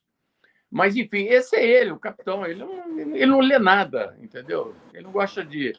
Aliás, eu me lembro, rapaz, uma coisa muito interessante para contar aqui nos bastidores, onde ele realmente gostava de ficar, porque ele tinha uma turma da segurança dele, primeiro da turma dele, dos PM do Rio de Janeiro, que era a turma dele, era esse Max, que está com ele até hoje lá, tinha o Queiroz, enfim, a turma toda ali da segurança dele. Além desses caras, tinha o pessoal da Polícia Federal, porque cada candidato à presidência da República, a Polícia Federal designa uma equipe de policiais para acompanhar durante o período da campanha. Então, tinha lá os policiais federais, que ele tinha lá escolhido, e tinha também uns batedores da PM, que ficavam ali, enfim, abrindo o trânsito para ele durante aquele período e tal. E ele tinha horror de ficar gravando aqueles programas de televisão, ele tinha horror àquilo, ele tinha dificuldade de verbalizar, ele brigava com o teleprompter. Era um negócio que ele não entendia como é que aquelas letrinhas apareciam, até um dia que o Gustavo disse assim, acaba com esse troço de teleprompter, que ele não vai... Ele está brigado de morte com esse negócio de teleprompter, com ele não vai funcionar. Tem que ser na base do improviso e vamos gravando pequenos trechos. E assim foi. Mas eu estou te contando essa história para dizer o seguinte, ele ficava ali naquela coisa da gravação, mas e o Paulo Guedes querendo falar com ele e tal, mas daqui a pouco ele saía da minha casa e ia ali para fora, para o jardim, e ficava com os seguranças. Aí, meu amigo, para tirar ele dali era uma luta, porque ali era a praia dele. Ele gostava de ficar com aqueles caras ali da segurança, os PM e tal, ele contando aquelas piadas homofóbicas, e cada piada que ele contava, a turma ria, entendeu? E é isso que ele gostava, entendeu? Só para te dar um perfil assim do... Para entender, então, o que você está dizendo assim, o Bolsonaro, ele gosta de circular entre pessoas de baixa patente de forças militares, não importa quais. Ele sente a vontade para fazer piadas e brincadeiras com a galera, porque é justamente assim... É a turma o perfil dele. Você está me descrevendo o perfil do Queiroz, Paulo. É a turma dele, porra. Renan, ele fazia pescaria com Queiroz, porra. Tu fazia uma pescaria, tu não entra num barquinho em Angra, vai para o mar pescar, tu não pesca, tu não chega ali, pesca em 5 minutos, aquela porra demora. Enfim, o cara fica ali pescando 5 horas. Imagina você num barquinho 5 horas com Queiroz em Angra. Imagine você a conversa. Como é que elabora essa conversa de 5 horas num barquinho, você com o caniço e o Queiroz com o outro, botando o anzol e aquela coisa e tal. Pô, entendeu? É isso aí. Esse é o homem. Entendeu? Cara, passa a bola aí para vocês. Não, mas é que assim, a galera tá gostando, Paulo. A galera tá querendo essas histórias de bastidor. Eu vou fazer o seguinte. A única coisa que a galera não tá me mandando, sabe o que que é? É o dinheiro. É Pix. O pessoal não tá mandando Pix. Para manifestação. Eu vou fazer uma contribuição aí. Quando acabar, eu vou pingar algum aí para essa tua manifestação, porque, enfim... Paulo, mas não fala isso, porque agora eles vão... O que eles vão fazer? Então não precisa doar mais, que o Paulo vai doar. É pra vocês doar a nossa meta, e a meta do time aqui hoje é 5 mil, que eu já fiz a live hoje de manhã com... Deu 2.700 a live de hoje à tarde. Então, pessoal, uma live... Mandem aí os Pix. Outra coisa, mandem as perguntas no Pix. Até perguntar pra equipe da produção, que eu já vou ler algumas perguntas aqui, tá? Vamos lá. Já tô com uma listinha de perguntas legais. Vamos lá. O Rodrigo Heinzen falou: que timaço participando hoje. Terceira via está crescendo, até partes da esquerda estão aderindo. Até o Peninha já defendeu a terceira via no último vídeo dele. Peninha, não sei, né? Vamos lá, o Igor Porto disse: vim então para fazer o PowerPoint estilo Lava Jato com a ficha da família Bolsonaro. Perguntaram aqui da entrevista do funcionário, vimos, comentamos no começo do programa. Vamos lá, pegou alguma pergunta interessante. Olha o que um doador perguntou aqui, ó. Paulo, se me permite, posso lhe dar uma dica com todo respeito? Pare de chamar o Bolsonaro de capitão. Soa subserviência e não dá credibilidade moral. Sei que você é um homem muito polido, gentil e não é sua intenção, mas não é bom pra quem ouve. Porque a galera entende o seguinte, eu entendo uma coisa, todo mundo usa o termo capitão hoje em dia no Brasil, igual usam o filme Capitão América, como se fosse uma coisa até de um super-herói. E aí, o Bolsonaro é tipo o capitão rachadinha, no máximo, né? Mas é que a galera aqui também tá acostumada demais, Paulo, com insultos. Eu sou um cara meio baixo nível aqui nos insultos. Até o liberal, pra se adaptar, foi meio sofrível, né? Você teve que baixar o sarrafo aí. Então fique à vontade para fazer isso. Não se constranja com a minha presença, não. Fique à vontade. O Daniel Papa mandou R$100 e disse: o Paulo Guedes é o próximo ministro a cair? Renan, precisamos derrubar mais ministros até chegar ao impeachment. Ricardo Salles, Ernesto, Pazuello, Taik, Mandetta, Weintraub, Moro, Guedes. Gente, o Guedes, assim, né? Eu queria entender de vocês. Assim, voltando até pra puxar a análise da loucura do Paulo, aí eu passo pro Beraldo e pro Paulo pra falar disso. Em condições normais de temperatura e pressão, o mercado derrubaria o Paulo Guedes. Né? A situação tá fora de controle, já sabem que não dá andando nada. E a única coisa que se comenta é, no orçamento enviado pelo Paulo Guedes, ele está tentando operar com o Fux e com o Gilmar um calote nos precatórios. Em resumo, é isso. Então, se os agentes de mercado fosse esse um governo em crise como o da Dilma, já estava de olho em espirrar o cara, tentar botar alguém que anunciasse algo, mas acho que o próprio mercado também percebeu que não tem muito o que fazer, que não tem, primeiro, ninguém sério que sente lá, e segundo, qualquer pessoa que sentar vai ter que se submeter às loucuras do Bolsonaro, tudo que o Bolsonaro quer é estourar teto para dar uma grana para tentar comprar uns votos e ver se salva numa tentativa desesperada. Mas vou abandonar essa perspectiva e vou jogar para vocês dois a seguinte perspectiva. O que o Paulo Guedes acha nessa loucura que o Paulo descreveu, o Paulo Marinho, né? O que passa pela cabeça do Paulo Guedes hoje? O que ele deve estar achando? Será que ele ainda acha que se ele for no supermercado as pessoas aplaudem ele, como ele falou? Não, ele nunca imaginou que fosse aplaudido na rua, a não ser até quando ele assumiu o governo. Durante a campanha, aquela turma ainda, enfim, brindava o nome dele nas ruas. Mas ele sabe onde é que ele se meteu. No fundo, ele tem consciência de que não vai conseguir fazer absolutamente nada mais, que o tempo passou. Ô, Renan, daqui a pouco, daqui a 2 meses, o ano acabou, o 3º ano de governo foi para o saco. Em abril, estão as escolhas dos candidatos, a campanha vai começar em janeiro do ano que vem, a campanha está na rua. Ninguém governa em ano eleitoral. Você acha que esse cara vai conseguir? O que ele não conseguiu em 3 anos vai conseguir agora?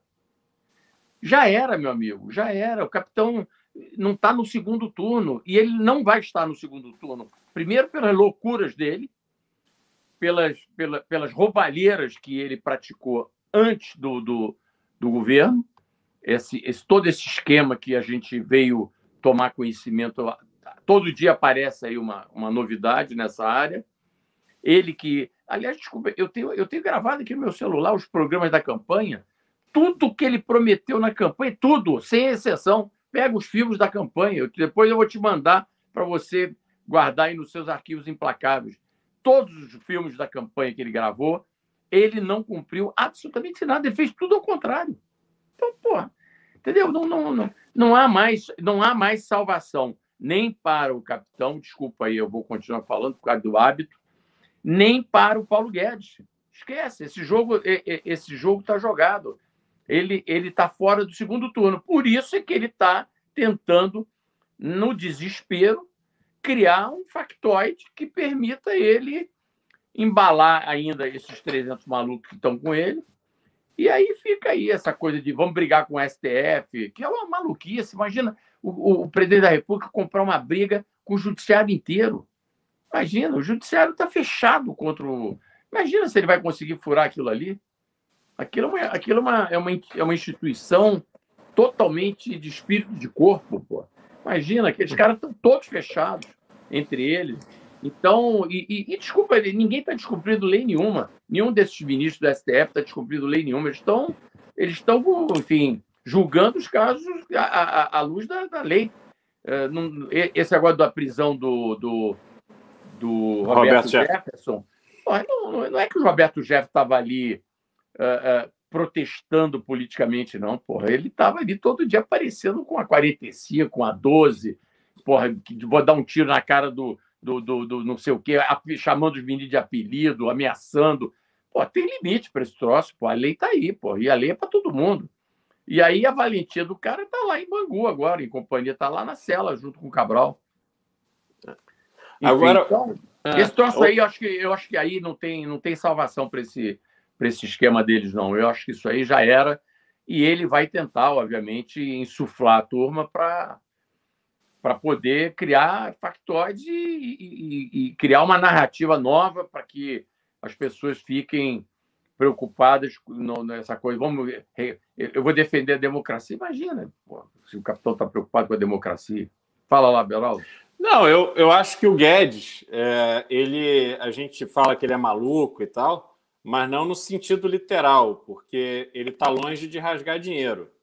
Não vejo razão absolutamente nenhuma para uma pessoa com a história de vida do Guedes e com o patrimônio que o Guedes acumulou ao longo de 4 décadas operando no mercado financeiro se manter numa posição de subserviência, aonde ele já teve todas as oportunidades e todas as justificativas para desembarcar e dizer, olha, Eu vim aqui, me ofereci para o bem do Brasil, mas nós estamos diante de uma pessoa um presidente da República, que simplesmente inviabiliza qualquer tipo de avanço das pautas importantes para o país. Ele poderia ter feito isso, mas ele não fez. E, obviamente, ele tem algum interesse, que eu não acredito mais que seja o interesse da nação, eu acho que é um interesse dele. Ele veio de um fundo de investimento, um banco Cristiano, Rio de Janeiro. Desculpa te interromper, só para te dar um depoimento aqui. Ele não sai do governo, não é por isso não, Cristiano. Ele não sai porque ele é deslumbrado com o poder. Mas, Paulo, e na situação que a gente tá... E aquele poder ali, tu sentar naquela cadeira ali de ministro da Economia, com o Ministério do Planejamento, Indústria e Comércio, tudo embaixo de você, aquilo ali é um mundo de poder. A vida inteira dele, ele quis chegar ali. O projeto dele era esse. Só que ele agarrou no saco de todo mundo, só que não deu para ele. O pessoal, os economistas, enfim, preteriram ele. Ele nunca fez parte de grupo de economistas. Ele era um cara outsider nessa questão, nesses economistas governamentais, né? Ninguém ouvia nem cheirava o Paulo Guedes. O cara conseguiu, ele está deslumbrado com esse negócio do governo. E ele, dentro da loucura dele, ele acha que amanhã ele pode ser uma alternativa eleitoral para essa continuação da loucura. Então é o seguinte, ele está agarrado naquela cadeira, não sai dali, nem a pau ele sai dali. Lembrando que o plano dele, agora eu vou contar aqui uma pequena aventura com ele. Logo após eles terem sido eleitos em 2018, lá para janeiro de 2019 ele ainda me ligava, ficava trocando impressões e tal. E ele veio falar, não, o Bolsonaro vão ser 4 anos aqui, ele vai fazer uma arrumação geral no Brasil, vai dar um tapa, acabar com essa putaria, a gente faz as reformas que precisa fazer, deixa o Brasil ajeitado, e o próximo presidente tem que ser alguém com um perfil mais executivo, empresarial, também compromissado. Eu falei, entendi, acho que você tá falando que é você. Eu não falei, não, eu falei, você tá só pedindo falar, Paulo, é você, né? Paulo, é você o candidato, né? Mas ele tinha uma vontade real. Alguns amigos dele que participaram do ministeriado dele e que hoje estão fora ali, né? Estou dando pistas aqui, pessoal. Se vocês forem espertos, vão saber. Pessoas de Minas Gerais mencionavam isso e havia todo um plano construído para até tentar lançar ele pelo Partido Novo.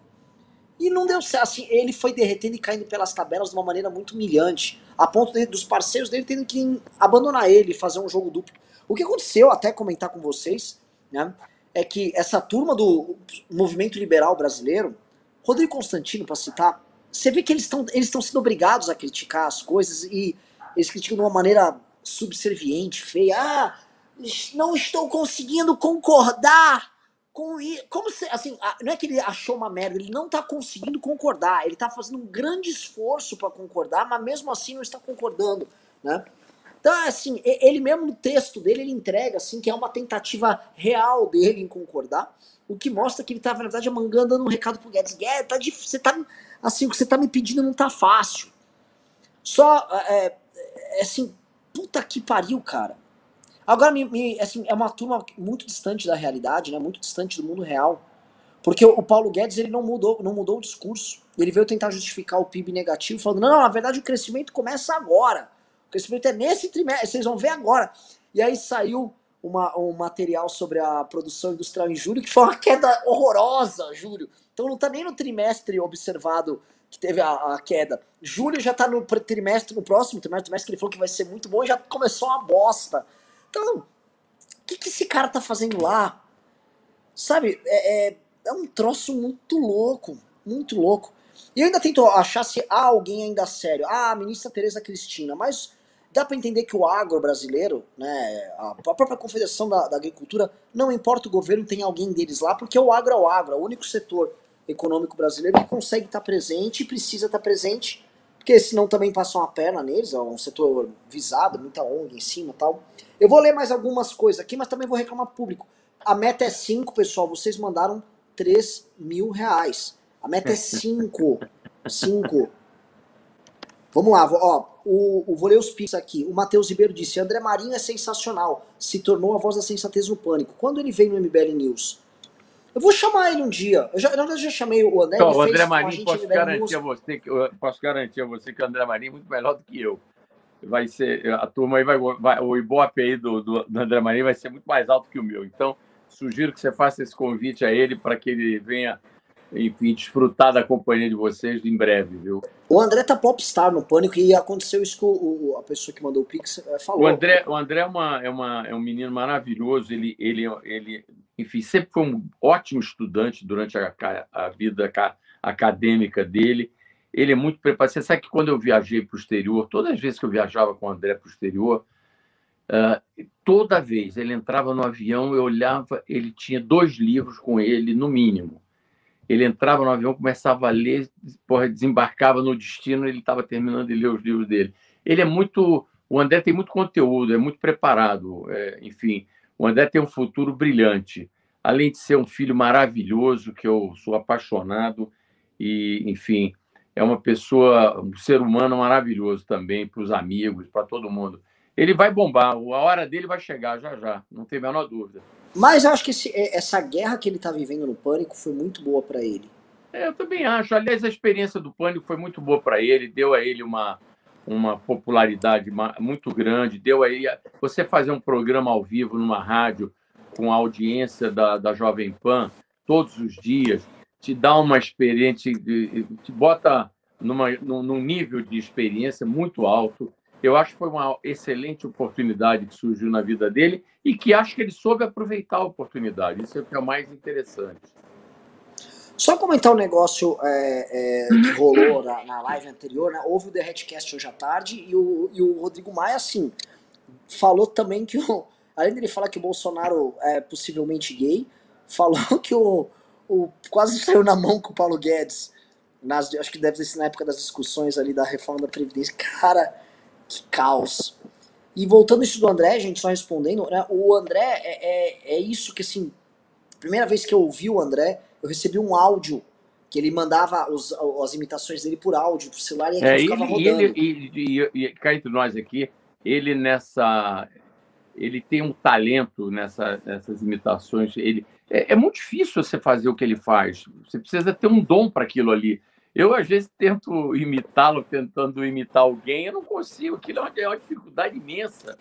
E ele faz aquilo com uma precisão, um troço, é uma qualidade impressionante. Não é só a imitação do tom da voz, dos trejeitos, não. Ele se utiliza das palavras do personagem. Parece que ele entra no personagem. Exatamente. Exato. A imitação dele, a imitação que eu prefiro, assim, dos políticos que ele faz é a do Ciro Gomes.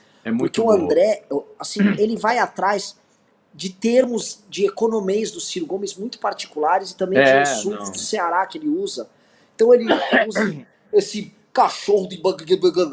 ele pega os termos e mistura com os termos econômicos. E o baronato, quando eles estão baronato... Ele provavelmente deve estar nos assistindo aí. Eu quero até aproveitar e mandar um beijo pro meu filho querido, dizer que eu te amo e que eu sou um grande admirador seu. É isso aí. E o André... Só complementando a parte André que o cara mandou a pergunta, eu conheci primeiro os áudios que eu recebi, porque todo mundo queria saber quem era o cara dos áudios, isso 2016, 2017, eu recebia de amigos, eu falei, mano, esse cara é bom pra cara, quem é esse cara? Quando eu conheci o André, eu falei, mano, porque eu achava que era um humorista, um imitador, mano, esse cara é inteligente pra um caralho. E aí quando ele tinha ido no escritório do MBL, isso já na final das eleições de 2018, foi na época que o Carluxo organizou uma série de ataques contra ele por causa de uma ligação do Trump, alguma coisa assim. E aí a gente defendeu o André. E eu falei, mano, esses caras são os psicopatas. Puta que pariu, né? Os Bolsonaro já estão... E outra coisa também, Renan, eu, graças a Deus, eu tenho 4 filhos, né? E são 2 meninas e 2 meninos. E eu e minha mulher tivemos a sorte de educar muito bem os nossos filhos, porque, enfim, todos eles são pessoas arrumadas, enfim, do bem, que estão aí para servir de exemplo para os outros, entendeu? Todos tiveram uma vida acadêmica, sempre foram bons estudantes, sempre, enfim, são filhos maravilhosos, enfim, e são irmãos maravilhosos, se gostam. Então, eu tive a bênção e a sorte de ter uma família maravilhosa que eu me orgulho muito de ter construído, né? E acho que o André tem uma perspectiva na área de comunicação muito grande, porque ele além desse, como eu te falei, além do talento, dessa coisa, desse viés dele como comunicador, por exemplo, ele quando foi estudar em Nova York, ele foi fazer ciências políticas na Universidade de Nova York, e lá ele ficou quase 3 anos estudando. E ele sempre foi um bom aluno na universidade, entendeu? Aí um dia eu liguei para ele e disse: André, você gosta tanto da política que você precisa voltar para o Brasil, porque por mais que você se esforce aí nos Estados Unidos, ele inclusive fazia parte do comitê dos estudantes do Partido Republicano lá na Universidade da NYU. E eu dizia: você vai ser sempre um imigrante aí, volta para o Brasil, conclui esse curso aqui no Brasil, vai, enfim, se preparar e vem fazer a tua vida aqui e tal. E demorou um pouco para ele aceitar aquela ideia de voltar para o Brasil, mas acabou concordando de que era melhor. E foi quando ele veio para cá que começou essa coisa dessa veia da comunicação que começou a bater mais forte. Então, eu acho que ele tem uma perspectiva pela frente muito interessante. O André vai ser uma pessoa muito bem-sucedida nessa carreira de comunicador, e ele ama política também. O André é uma pessoa que ele conhece política, ele acompanha, ele é interessado. Então, eu imagino que algum dia da vida dele ele possa também entrar na política partidária para, enfim, contribuir um pouco para que... Porque a renovação, uma das esperanças que a gente tem para o nosso país é essa, é apostar numa renovação política. Se não tiver uma renovação nos quadros políticos do país, nós vamos ficar trocando 6 por meia dúzia. E pessoas como ele, como outras pessoas como vocês aí no MBL, que é uma juventude engajada, uma juventude que tem comprometimento com o país, eu acho que são vocês que vão fazer o futuro, e eu tenho certeza que a geração de vocês será muito melhor do que a nossa. Então, Olha, mas é uma responsa, hein, Paulo? É uma bronca grande que tá aí, porque o que eu tava comentando, eu já falei isso com o André várias vezes, que o André, às vezes, porra, ele se sente solitário ali fazendo as transmissões ali no Pânico e tal. E o Beraldo tá acompanhando com a gente o nível de oposição que a gente tá fazendo no Bolsonaro. É todo dia a gente na imprensa é guerra, guerra, guerra, guerra. E meio que já foi entregue pra gente boa parte da oposição. O PT não faz oposição. Então tá entregue ao André um pouco aqui, ao MBL um pouco ali. Hoje pega um Andreasa na CBN, a gente pode pegar o Alexandre Borges, faz um papel. São poucas pessoas, e essas poucas pessoas estão fazendo, estão segurando um fardo gigantesco. Então até essa passada de bastão geracional já tá rolando. E outra coisa que eu comento muito do André, que é muito engraçado, que é o seguinte: o André, ele tem os dilemas bons de quem tem talento. Então ele tem um puta talento de comunicador, ele pode ter uma carreira só de comunicador e esquecer política. Assim como ele entende pra cacete de política, ele pode ter uma puta carreira no campo da política. Que é o oposto da Carla Zambelli, que já tentou tudo por não ter talento. Então ela já foi militante de esquerda feminista, ela já foi militante cristã, ela já foi do Novo, já foi bolsonarista, ela já tentou ser deputada, é um fracasso, ela já tentou ser puxa-saco, ela já tentou ser rebelde e não consegue.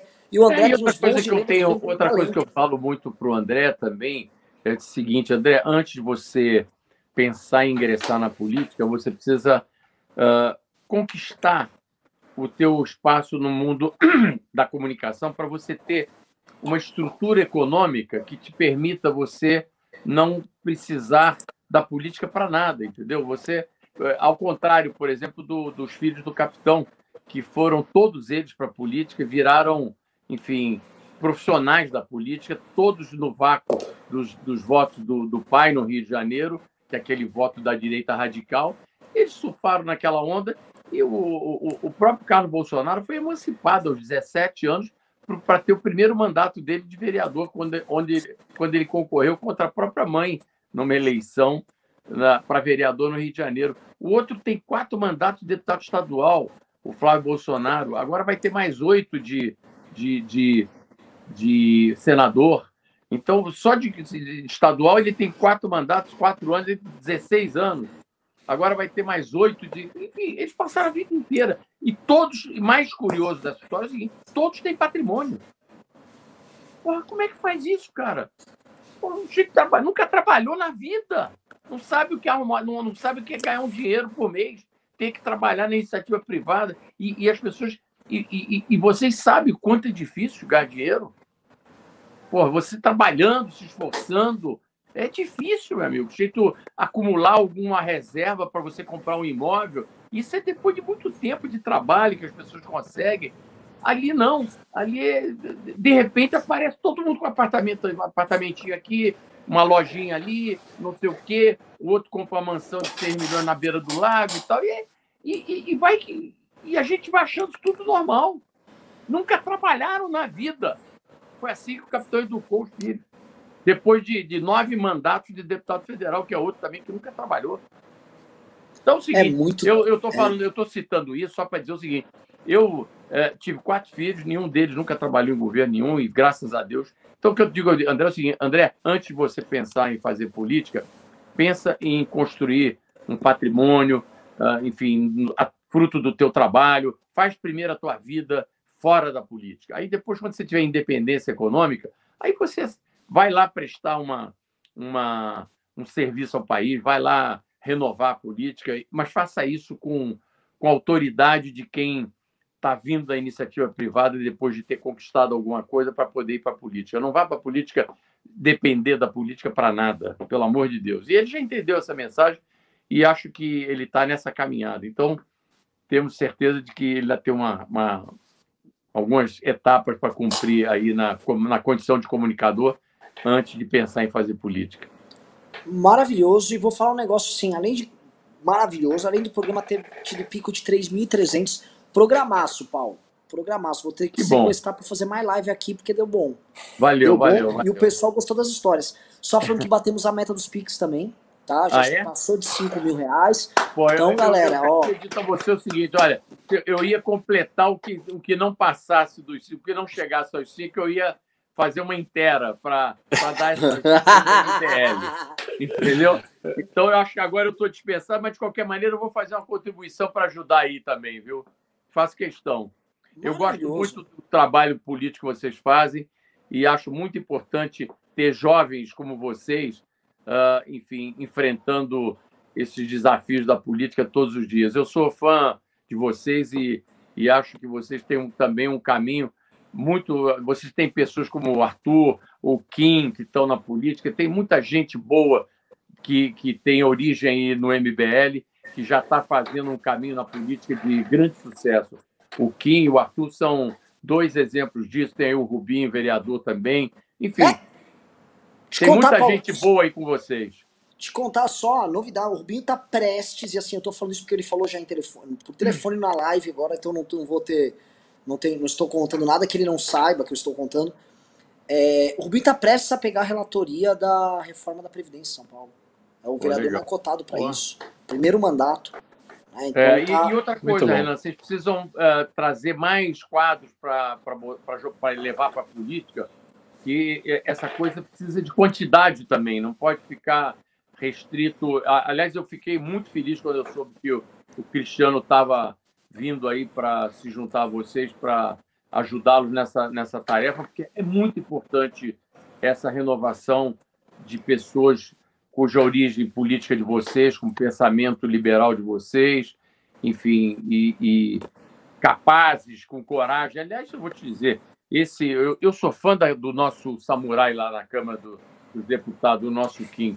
Eu acho ele corajoso, eu acho ele um menino sério, eu acho ele, assim, tudo de bom. Se fosse eleitor em São Paulo, eu votaria nele sem dúvida nenhuma. Não, o Kim tá foda. Até eu fico até meio mal, porque ele fica indo tão bem, que eu falo, pô, eu era amigo dele, cara. Será que eu sou amigo desse cara? Ele não para de acertar. Agora ele conseguiu as assinaturas para fazer uma emenda ao Código Eleitoral, a bizarrice lá, tentando corrigir as cagadas. Eu acho que ele é um dos melhores deputados dessa legislatura na Câmara dos Deputados, sem dúvida nenhuma. Olha, eu diria que ele é o melhor dessa nova geração, viu? Mas, deixa eu ler as perguntas. Deixa eu ler aqui pra gente, porque muita gente mandou pix, eu vou ler aqui senão a gente vai se estender por algumas horas. O Leonardo Molman disse, esta é uma parcela de um freelance que fiz para bolsonaristas, ou seja, o gado aqui do Rio Grande do Sul financiando a manifestação. Pois é, ele transformou o freelance que ele fez para um bolsonarista em uma doação para a manifestação. O Emanuel disse, o que seriam essas manifestações robustas que vocês falam no dia 12? Quantas pessoas? Eu não sei medir quantas pessoas, eu sei que tem que ter um tamanho relevante não precisa ser as maiores da história, até porque a gente não tem que ficar preso nos números que a gente teve em 2015 e 2016.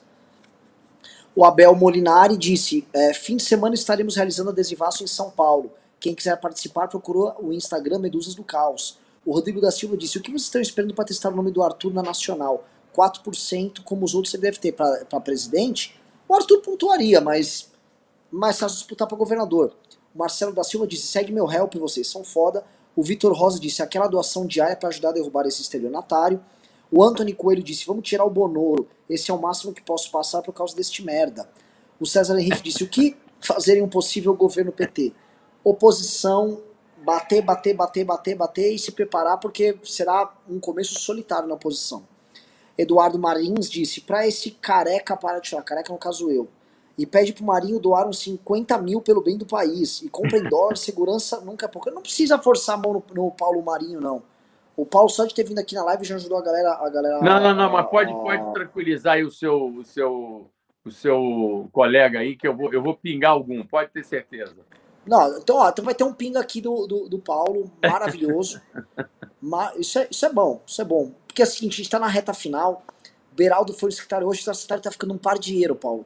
Que assim, caixas, agora a gente tá despachando material gráfico, tá um horror, cara. Tá indigno, mas tá gostoso indigno, assim, até aquela coisa de trabalho mesmo. Fernando tá com clima de impeachment, Renan? Tá aquele fermentinho, a coisa tá crescendo.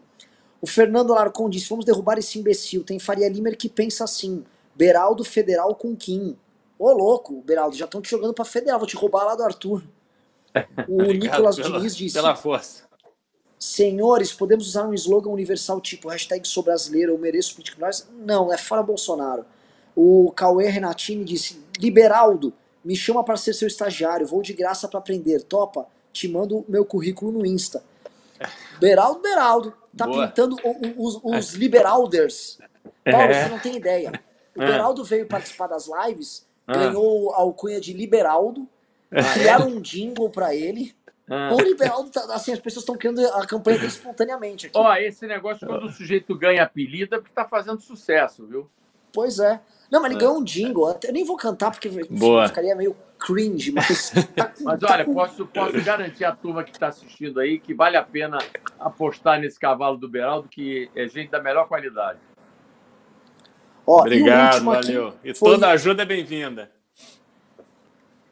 E pessoal, assim, de perguntas acima de R$20, teve outros que mandaram.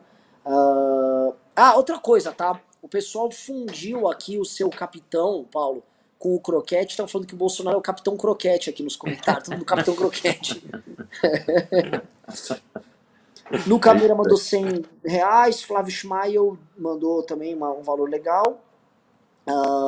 E a audiência foi boa, não? Paulo. A audiência foi boa? A audiência foi boa? 3.300 pessoas numa live de política sem robô, que não é igual as da Jovem Pan. É live que não tem robô. Então aqui é o seguinte, 3.300 pessoas, isso aqui quando tiver publicado vai ser um vídeo de 40, 50 mil views aqui legal. No canal. Uma live fica no canal de vocês? Fica, vai poder reassistir, fazer cortes e tal. Que bom. E aí eu falo pra vocês, pessoal, já estamos chegando aqui no final do programa, 22h43, programa maravilhoso. Eu vou até perguntar depois pro Paulo e pro Cristiano se a gente pode marcar outros. Galera, adorou a parte das fofocas. A audiência disparou quando começou a vir as fofocas do Paulo Guedes. Tem tudo contra a Tamília Leitão, de assessora de imprensa.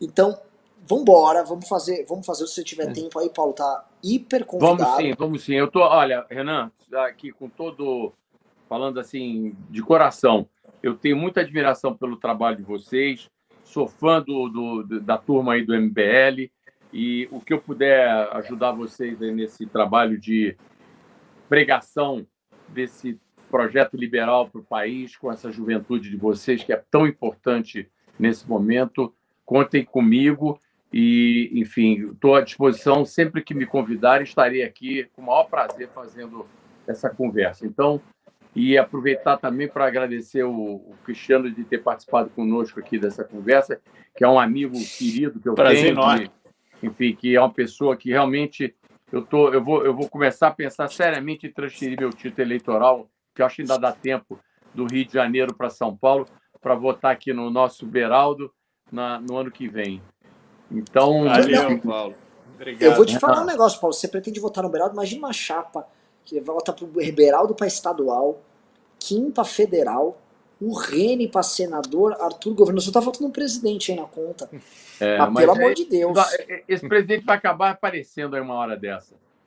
Mas olha, Renan, eu, enfim, me despeço aí de vocês com o maior agradecimento de ter me convidado para essa conversa, que foi ótima.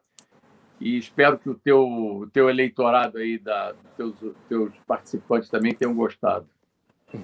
Maravilhoso. Obrigado demais, Paulo. Valeu mesmo. Beraldo, agora é a tua. Valeu. Bom, prazer enorme, um privilégio estar aqui com o Paulo e com você, Renan. Bater esse papo aqui, onde a gente consegue extrair desse testemunho do Paulo, que viveu ali intimamente aquele núcleo do Bolsonaro e do entorno dele, para que a gente consiga depreender o que passa na cabeça daquela turma. E as coisas que ele fala deixa muito claro que esse discurso do gado, desses bolsonaristas que vão criando desculpa para tudo, você mencionou o Constantino, que já está tendo muita dificuldade de concordar com as medidas que o governo vem tomando, não tem susto. É daqui para pior, porque ali não tem qualidade intelectual, não tem preparo. Você tinha comentado sobre a questão do Paulo Guedes, se ele saísse e tal, mas é aquilo que você mesmo falou, outra pessoa séria ou alguma pessoa séria não vai aceitar sentar naquela cadeira nesse momento. E diferente da Dilma, que tinha o PT com 30 anos de história, com diversos economistas, independente da gente concordar ou discordar, mas pelo menos sai um, tem outro. Tem economista, tem engenheiro, tem advogado, tem psicólogo, tem filósofo, tem tudo. O Bolsonaro não. O Bolsonaro tem aquele núcleo ralé dessa turma aí das forças policiais e advogado, como é o caso daquele rapaz que foi lá para o Tribunal de Contas, que eu me esqueci o nome dele, cujo pai era chefe de gabinete do Bolsonaro, que é advogado, porque esse é o universo dele, é o submundo e os advogados para poder proteger as cagadas ali que vão acontecendo.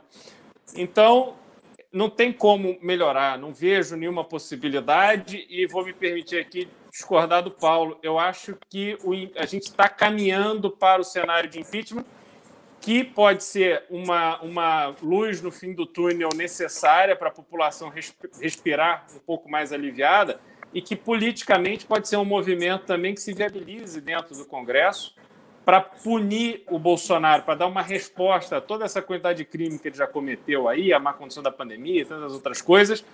Eu acredito que existe sim esse espaço e por isso a gente tem que ir para a rua, por isso a gente tem que falar com as pessoas do nosso entorno, do nosso núcleo de convivência e dizer a elas a importância, que é essencial que todos nós nos encontremos nas ruas no dia 12. Esse movimento, para ele ser relevante, como a gente precisa que ele seja, depende de nós. E a gente vai e vocês têm que ir também. Valeu, Beraldo. Ô, Renan, não esqueça de me convidar para participar lá do congresso do MBL. E, enfim, eu acho que quando é que vai ser o próximo congresso? Dias 19 e 20 de novembro. Vai ser no... Não sei se ainda não posso dar spoiler da área, mas vai ser... Você que teve experiência com o Rock in Rio, o congresso do MBL, ele vai ser muito mais um festival de política e rock, inclusive, que vai ter banda e vai ter show e tal, do que um congresso normal. Então ele vai ser muito diferente, vai ter competição entre os participantes, a gente vai fazer um congresso simulado, a gente vai simular o Congresso Nacional, com o Kim presidindo, com deputados lá de Brasília participando junto com os participantes, ou seja, a pessoa vai poder, junto com o deputado, simular. A gente vai ter, assim, vai ter uma gincana louca, igual acontece muito em universidades americanas. Vai ter show, vai ter DJ, vai ter tudo. Se preparem, que vocês vão sair da pandemia num clima bem louco no Congresso da MBL. E, Paulo, não está convidadíssimo apenas para ir lá assistir, você está convidado para participar, que vai ter painel e tudo mais. E não só você, como o André também. Então, estamos construindo, o Congresso vai ser muito legal. Olha, da minha parte, o seu convite está aceito. Maravilhoso. Então, preparem-se, porque vai ser muito, muito legal. Agradeço demais, Paulo, agradeço demais, Beraldo. Obrigado, programaço. Valeu. Feliz e vamos pra cima do Bolsonaro, galera.